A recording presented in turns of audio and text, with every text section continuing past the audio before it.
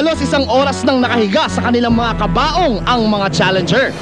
Kasama pa nila ang iba't ibang bagay at hayop na sumusubok sa kanilang tatag. Pero mukhang wala talagang susuko.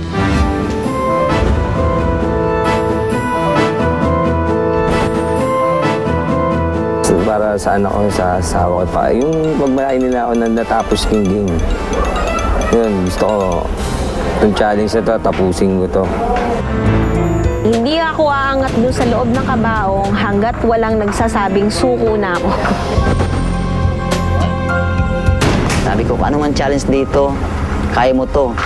Naghahawa ka ng patay, ang daming patay na nahawakan mo, kung ano-anong klaseng patay na nahawakan mo, kung anong amoy na pumasok sa ilong mo, kaya mo to, sabi ko sa sarili ko naman. Grabe! Ang tibay talaga! You guys have reached 1 hour and 30 minutes ng challenge na ito sa loob ng ataol. Kaya, let's make it more interesting. Eto na ang tiebreaker. May 5 tubong nakabaon sa ilalim ng mga hukay ng bawat challenger. Meron ding tela para gawing flag, tali at pulley. Kailangan nilang buuin ang mga tubo para maging flagpole at dapat maikabit nila rito ang flag.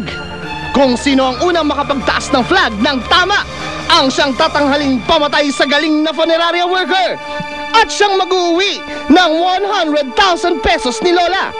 O ano, kaya nyo pa ba? Alright guys, ang unang makabuo ng flags ng challenge na ito wins the last and final challenge dito sa Anyaman ni Lola. Okay? So, good luck sa inyo lahat. And simula na! Agad-agad!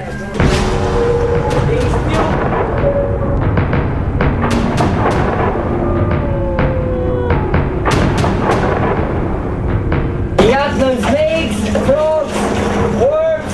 Anong binigyan na kami ng instruction tungkol dun sa watawat, sabi ko, nakabaon. Nakabaon sa lupa, hukayin. Worms, itlog. Hindi ko alam kung ano kasi hindi ko na pinapansin yun eh. Basta ang mahalaga sa akin, tatayo na. Pero kasi nung sinabing may huhukay, yun yung pang-break na kung sino yung mananalo. Lola. Ingat ng snakes, frogs, worms, itlogs. They steal sa loob ng tubig.